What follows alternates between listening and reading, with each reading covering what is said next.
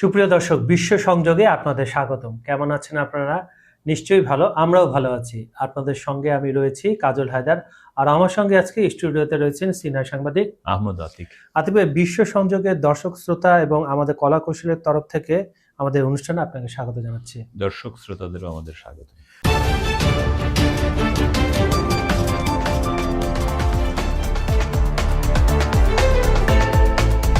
সুপ্রিয় দর্শক, আপনারা জানেন যে মধ্যপ্রাচ্যের যুদ্ধটা আজকে 33তম দিনে পদার্পণ করেছে এবং গত 24 ঘন্টায় বেশ কিছু যেটা আমি বলছিলাম, গত 24 ঘন্টায় বেশ কিছু আপনার ডেভেলপমেন্ট রয়েছে উভয় পক্ষেরই, এবং আলোচনার বিষয়টা সামনে আসছে।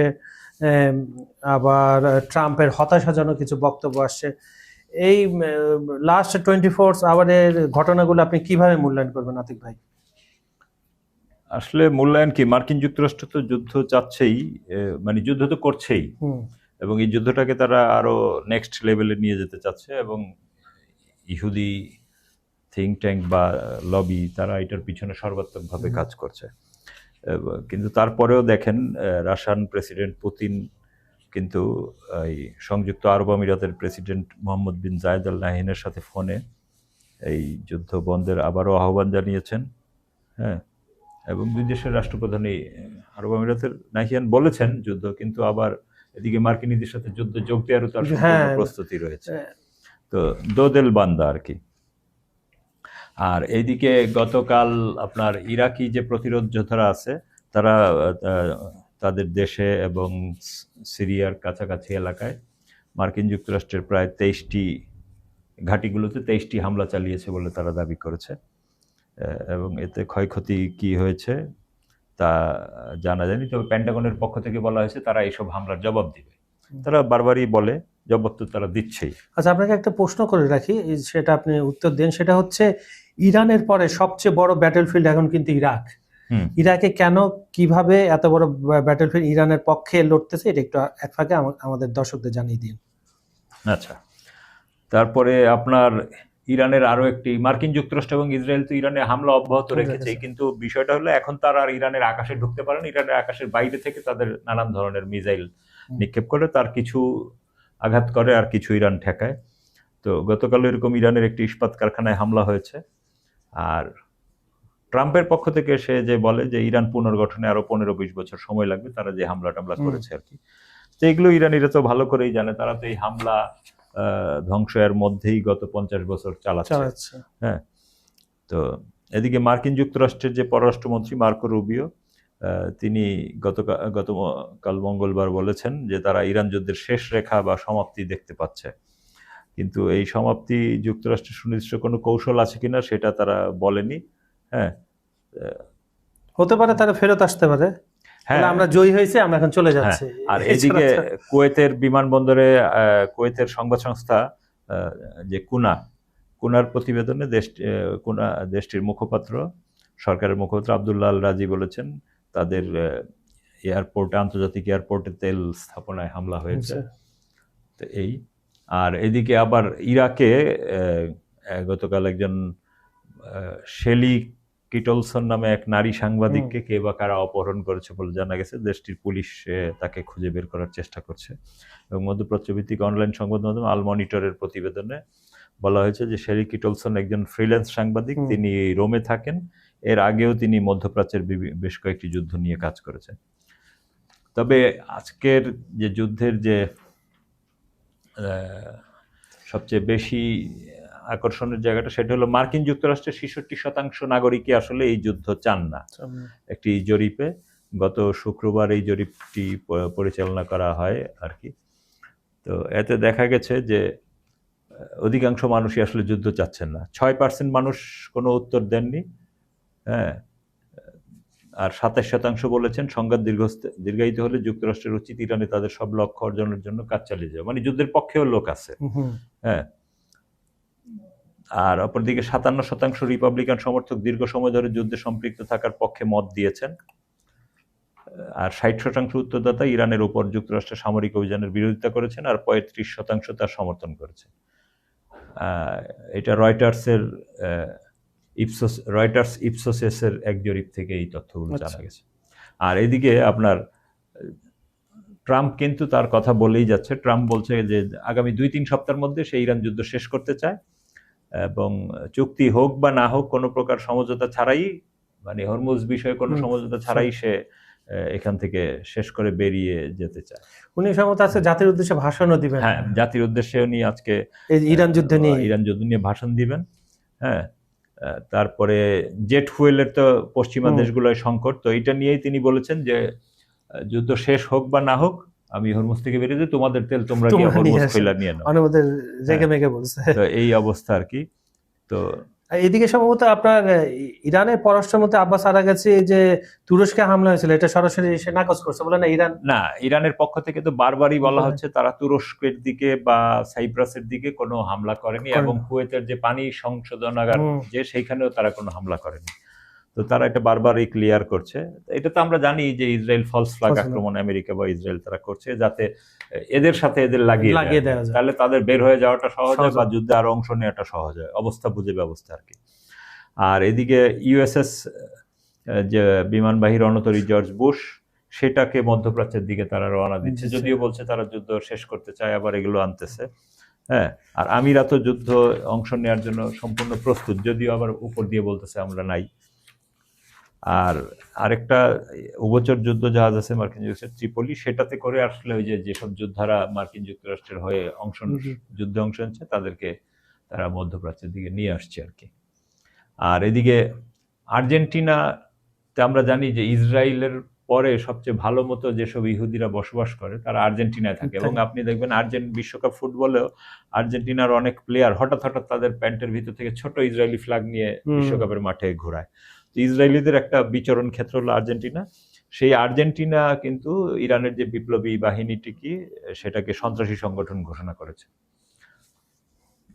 তো এইভাবে আর কি যুদ্ধ এই মুহূর্তে আগাচ্ছে।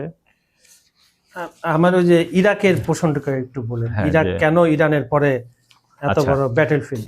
ইরাক কেন ইরানের পরে এত বড় ব্যাটলফিল্ড? এর কারণ হলো, আসলে আপনি খেয়াল করেন যুদ্ধটা যেভাবেই চলছে, যদি আপনি খুব সুন্দর মতো খেয়াল করেন দেখবেন ইরান শিয়া সংখ্যাগরিষ্ঠ রাষ্ট্র, ইরানের পরে দ্বিতীয় শিয়া সংখ্যাগরিষ্ঠ রাষ্ট্র, তারপরে আপনার বাহরাইন শিয়া সংখ্যাগরিষ্ঠ রাষ্ট্র, এই জন্য বাহরাইনে দেখবেন যে খুব বেশি ঝামেলা চলতেছে। তারপরে ইয়েমেনের যে যাদেরকে প্রতিরোধ যোদ্ধা বলা হয়, এরা সুন্নিও না শিয়াও না, এদেরকে একটা বিশেষ হাসানি কবিলা বলে আর কি। তো আসলে কেউ ধরে যে বাংলাদেশে হযরত শাহজালালের নেতৃত্বে যে সুফিরা এসেছিলেন তারা ইয়েমেন থেকে এসেছিলেন এবং ওই ধারা থেকে। এবং আপনি আমাদের বাগেরহাটের 60 গম্বুজ বাগেরহাটে যে খানজাহান আলীর মাজার, আপনি ওইখানে গেলে দেখবেন যে খানজাহান আলীর কবরের ভিতরে শিলালিপিতে 12 ইমামের মধ্যে কারো কারো নাম লেখা আছে শিয়া মাযহাবের। তার মানে সুফিদের তো আসলে ওই লাইনেই, তার মানে ইয়েমেনিদেরও এক ধরনের শিয়াই ধরা হয়। তারপর লেবানন পুরোটাই শিয়া জনগোষ্ঠী, যেই অঞ্চলটা বিদ্রোহ ইসরায়েলের সাথে যুদ্ধ করে তারা শিয়া অধ্যুষিত। শুধু আপনি ফিলিস্তিনের যে মিশরের অংশটা, ওরা ইরানের সাথে আছে, কিন্তু ওরা কিন্তু বলছেই যে আমরা এদের সাথে আছি, বরং সারা সুন্নি বিশ্ব কেউ আমাদের দিকে তাকায় না। তা আপনি দেখেন এইটা কিন্তু আসলে ইসরায়েল এবং আমেরিকার বিরুদ্ধে রিভোল্ট করেছে শিয়া গ্রুপগুলো, যার ফলে আপনি ইরাকে দেখবেন ইরাকের জনসংখ্যার কিন্তু 70 থেকে 75% হলো শিয়া জনগোষ্ঠী। তারপরে আবার যে বাকি যে 20 বা 25% আছে তার মধ্যে 17% এদের মধ্যে 20 বা 25%-এর মধ্যে আবার 17% হলো কুর্দিরাও শিয়া সুন্নি, কিন্তু এই কুর্দিরা কিন্তু এই হিসাবের বাইরে, কারণ কুর্দিরা বেশিরভাগ ক্ষেত্রে আসলে গাদ্দারি করে, তারা ইসরায়েলের সাথে বা মার্কিনীদের হয়ে কাজ করে।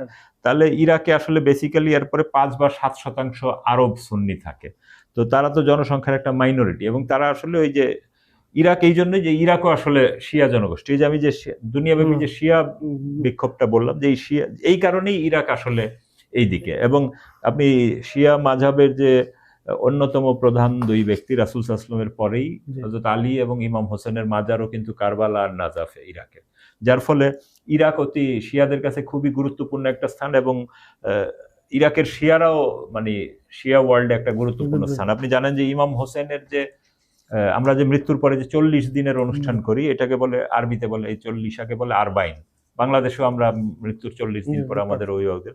তো ইমাম হোসেনের যে আরবাইন, সেইখানে কিন্তু পৃথিবীর সর্বোচ্চ সংখ্যক মানুষ বিভিন্ন দেশ থেকে বিভিন্ন দেশ থেকে হাজির হয়। এটা কখনো 2 থেকে 2.5 কোটি পর্যায়ে পৌঁছে যায়। এটা পৃথিবীতে মানে ইবাদতের বাইরে, হজ তো একটা ইবাদত, সেটা বাইরে, সেটা ভিন্ন। মানে এমনিতে মুসলমানদের জমাবেশের ক্ষেত্রে সবচেয়ে বড় হলো এই আরবাইনের জমায়েত। এবং এইখানে যারা যায়, আপনি ভিডিওগুলোতে দেখবেন, ইরাকের যারা গিয়েছে, বাংলাদেশ থেকেও কিছু লোক গিয়েছে, তাদের সাথে আলাপ করেছি যে তাদের কোনো খাওয়ার খরচ লাগে না, থাকা খাওয়ার খরচ। তখন সারা পৃথিবীর যারা জিয়ারতকারী যায় বা ওই অনুষ্ঠানে যারা অংশ নিতে, সবাই কিছু ডোনেট করতে চায়। তাদের পক্ষ থেকেও খাবার, আবার ইরাকিরা ওই মানুষদেরকে খাবার টাবার দেয়। এবং রাস্তাঘাটের পাশে আপনার কার্পেট বিছিয়ে লোকজন অপেক্ষা করে, আপনি বসেন, রেস্ট নেন। পাটা যেহেতু হেঁটে, খালি পায়ে হেঁটে আসে, আরবাইন 40-এর পবিত্রতার জন্য, সবার পাটাও টিপে দেয় মানুষ, মেসেজ টেসেজ করে দেয়। তো এই ধরনের যে সার্ভিসগুলো স্বেচ্ছাসেবী, তো তখন আসলে ইরাক আসলে ইরানের মতোই হয়ে যায়। হ্যাঁ, ভৌগোলিকগতভাবে দুইটা আলাদা পতাকা বা আলাদা পতাকা আছে। এবং আপনি খেয়াল করবেন যে গত সপ্তাহে কিন্তু ইরাকের যে প্রধানমন্ত্রী, সে কিন্তু ঘোষণা দিয়ে দিয়েছে যে আমাদের যে প্রতিরোধ যোদ্ধারা, তারা কিন্তু ইরাকি সেনাবাহিনীর অংশ, এবং তারা এখন থেকে যদি মার্কিনীরা আমাদের কোন স্থাপনা আক্রমণ করে, আমরাও পাল্টা আক্রমণ করব, তাদের অনুমতি দিয়ে দেওয়া হয়েছে। এবং ইরাকের একজন গ্র্যান্ড আয়াতুল্লাহ আছেন, আয়াতুল্লাহ সিস্তানি, তার বাসার সামনে কিন্তু অফিসিয়ালি গত পরশুদিন কয়েক লাখ লোক সমবেত হয়েছে। এবং তারা বলছে যে আপনি ধর্মীয় ফতোয়া হিসাবে আমাদের ফতোয়া দেন, অনুমতি দেন, আমরা যেন মার্কিনীদের বিরুদ্ধে যুদ্ধ করতে পারি। মানে বিষয়টা দেখেন যে ইরাক আর ইরান এখানে আসলে কোনো বেসিক্যালি পার্থক্য নেই, এবং তারা সবসময় আসলে একসাথেই চলে। আমি আপনার কাছে আরো আসবো যুদ্ধের কিছু ঘটনা জানার জন্য। আমি একটু দর্শক সেকশনে চলে যাচ্ছি। লুৎফর রহমান লিখছেন, সঠিক সংবাদ নিয়ে জানানোর জন্য ধন্যবাদ, সিলেট থেকে দেখছি, ধন্যবাদ আপনাকে। বিলাল হোসেন বলছেন, থ্যাংক ইউ আতিক ভাই। বিলাল হোসেন মিরপুর, ধন্যবাদ বিলাল ভাই। আতিক ভাইয়ের কাছে আপনার ধন্যবাদ পৌঁছে দিলাম। এমডি আনোয়ার লিখছেন, আমি সৌদি আরব জেদ্দা থেকে দেখছি ভাই, কি অবস্থা দেখবেন, কারণ আপনাদের ওখানে খুব সাবধানে থাকেন আপনারা মোটামুটি, আর আপনাদের ওখানের অবস্থা আমাদেরকে কমেন্টে জানাবেন আপনারা কেমন আছেন। মুসাফির আইডি থেকে লেখা হচ্ছে, স্বাগত, আপনি সালাম দিয়ে শুরু। আচ্ছা, ঠিক আছে, আপনার কথা রাখা হবে। রঞ্জিত মিত্র লিখছেন, leaders of girl country are actually bootliker of US, they will never learn what is good or bad for the what a shame. Kolkata থেকে ইন্ডিয়া, উনি ঠিকই বলেছেন। আসলে এক প্রকার আমেরিকার পায়ের তলে এই শাসন ব্যবস্থা থাকে মধ্যপ্রাচ্যের এই রাজারা বিশেষ করে। কিন্তু এই যুদ্ধ আমরা জানি যে যুদ্ধের পরে সৌদি আরব ও কাতার, তারপরে আপনার আবুধাবি, এইসব জায়গাতে একটা যেটাকে বলে আরব স্প্রিং, এ ধরনের একটা বিস্ফোরণ ঘটবে, এই রাজতন্ত্রে আসলে পতন হওয়ার কাছাকাছি চলে গেছে। ইরানি তাদের পথটা দেখিয়ে দিয়েছে। আলী রমজান লিখছেন, ভাই আপনাদের মাধ্যমে মধ্যপ্রাচ্যের খবর শুনতে আমার ভালো লাগে।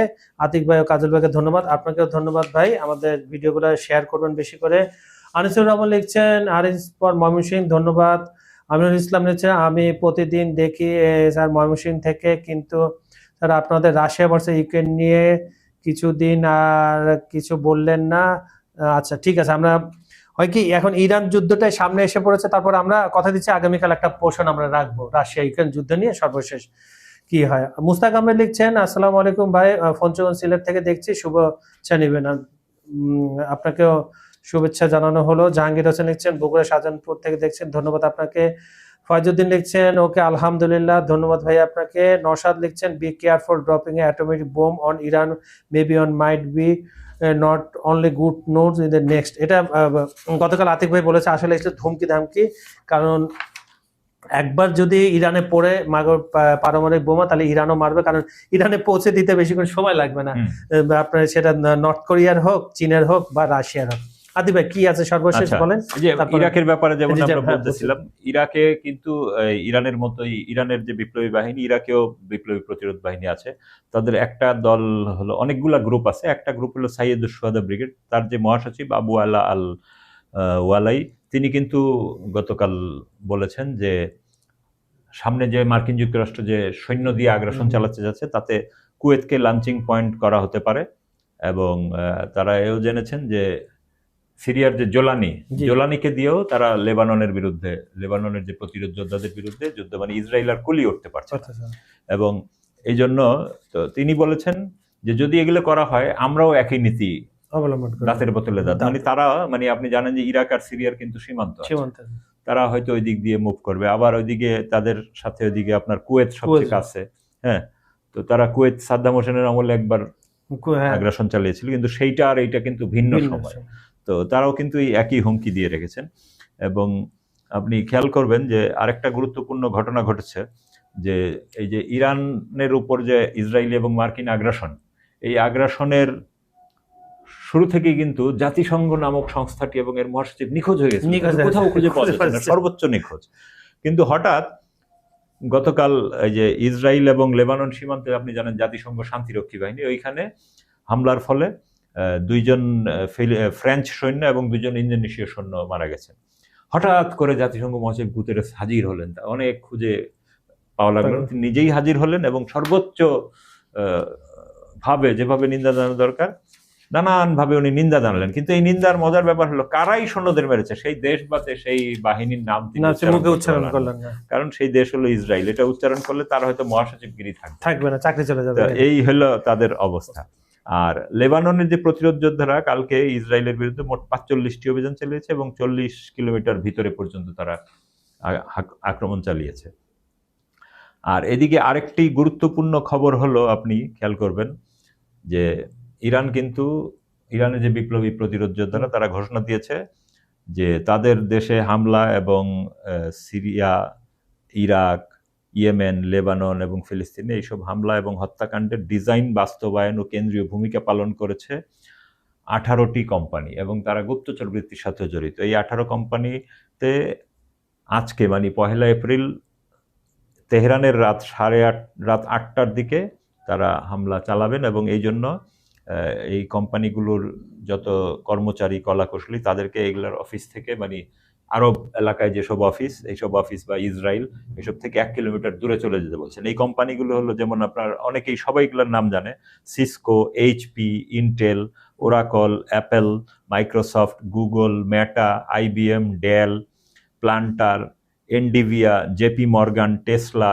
জিই, তারপরে স্পায়ার সলিউশনস, G42, বোয়িং, এই 18টা কোম্পানিতে তাদের আজকে হামলা চালাবেন বলে সম্ভাব্য সময় ঘোষণা করেছেন এবং মানুষ যেন এগুলাতে না থাকে। তো এইটা তো একটা বড় খবর। আর আরেকটা খবর হলো, আপনি খেয়াল করবেন যে ইউরোপে কিন্তু মার্কিনীদের বিরোধিতা বাড়ছেই। এই প্রথম যেন হঠাৎ করে কোনো ক্ষেত্রে মনে হচ্ছে যে ইউরোপ যেন ঘুরে দাঁড়াতে চাচ্ছে। যেমন ইউরোপের স্পেনের প্রধানমন্ত্রী হলে এটা শুরু করেছেন সানচেজ, এরপরে ইটালির উপরে মার্কিন বিমান যেতে চেয়েছিল কিন্তু রিফুয়েলিং বা কি কারণে ইটালি বলছে না, নট অ্যালাউড। আইসল্যান্ডের মতো দেশ, হ্যাঁ, তারাও বাতিল করেছে এবং সুইজারল্যান্ড, তারা তো শান্তিবাদী দেশ, তারা বলছে যে আমরা এর মধ্যে নাই।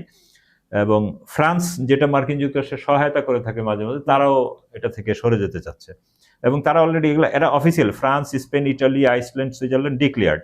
আর ইউকে, যারা সবসময় মার্কিন যুক্তরাষ্ট্রের সাথে থাকে, তারাও এইবার ধরেন অর্ধেক, তারা তো বলে দিয়েছে এই যুদ্ধ আমাদের না, কিছু কারণে তারা 2-1টা ক্ষেত্রে, যে দিয়াগো গার্সিয়া এরকম 2-1টা জায়গায় কিছুটা তাদের ছাড় দিয়েছে।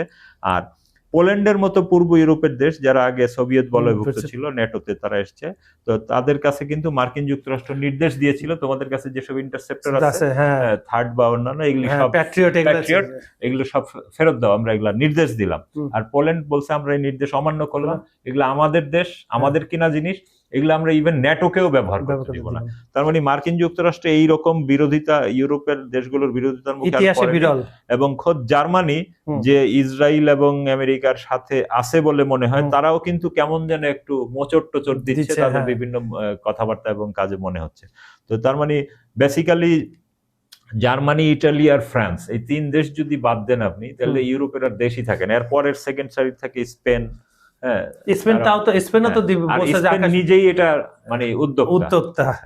তো এই পুরো ইউরোপে এখন আপনি মার্কিন যুক্তরাষ্ট্র আর স্বাগত নয়। আর মার্কিন ইসরায়েলের যে সৈন্য সংকট, এটা যারা স্বীকার করতেছেন, এর বাস্তবতা দেখা গেল যে তারা কিন্তু মার্কিন যুক্তরাষ্ট্রকে বলেছে তারা যদি ইরানে স্থল অভিযান চালায় সেইখানে তারা সেনা দিয়ে সহায়তা করবে না। তার মানে হলো তাদের সেই সেনা আসলে নেই, দিবে কোত্থেকে, তাদের নিজের দেশই সামাল দিতে পারছে না। মানে যারা তারা লুকাতে চাচ্ছে, এই কথার মধ্যে দিয়ে আকলমান্দ কে লিয়ে ইশারা কাফি হয়, সেটা সব বেরিয়ে গেছে। আতিক ভাই, এই কথা দিয়ে আমি আজকে অনুষ্ঠান শেষ করতে চাই, কারণ যারা বোঝার তারা ঠিকই বুঝে গেছে যে মার্কিন যুক্তরাষ্ট্র ইসরায়েলের মরণ দশা হয়েছিল বলে তারা ইরানে অ্যাটাক করেছে, বিশেষ করে এইবারে। কারণ যুদ্ধ যত যাচ্ছে ইরানের প্রতিরোধ তত বাড়ছে। শুধু প্রতিরোধ না, তারা যে কাউন্টার অ্যাটাক গুলা করছে, যেভাবে ধসিয়ে দিচ্ছে একটার পর একটা মধ্যপ্রাচ্যে মার্কিন বেস, এবং ইসরায়েলের অবস্থা মোটামুটি ফিলিস্তিনের দখলকৃত এলাকার মতো ম্যাসাকার করে দিয়েছে, এটা আমরা এখন দেখতে পাচ্ছি। তো সুপ্রিয় দর্শক, বিশ্ব সংযোগের আজকের অনুষ্ঠান আপনাদের কেমন লাগলো আমাদেরকে জানাবে। আমাদের এখানে আপনারা যদি জিও পলিটিক্যাল যে কোনো বিষয়ে কিছু জানতে চান অবশ্যই লিখে পাঠান, আমরা চেষ্টা করবো সেই বিষয়ে কথা বলার জন্য। আর পৃথিবীর কোন প্রান্ত থেকে আমাদের অনুষ্ঠানটা দেখছেন লিখে পাঠান। আমাদের ভিডিওগুলা সম্পূর্ণ দেখে লাইক, কমেন্ট আর শেয়ার করবেন। আর বিজ্ঞাপন প্রমোশনের জন্য ডেসক্রিপশনে দেওয়া নাম্বারে আপনারা যোগাযোগ করতে পারেন। আজ এখানে বিদায় নিচ্ছি, সবাই ভালো থাকবেন, সুস্থ থাকবেন, আল্লাহ হাফেজ।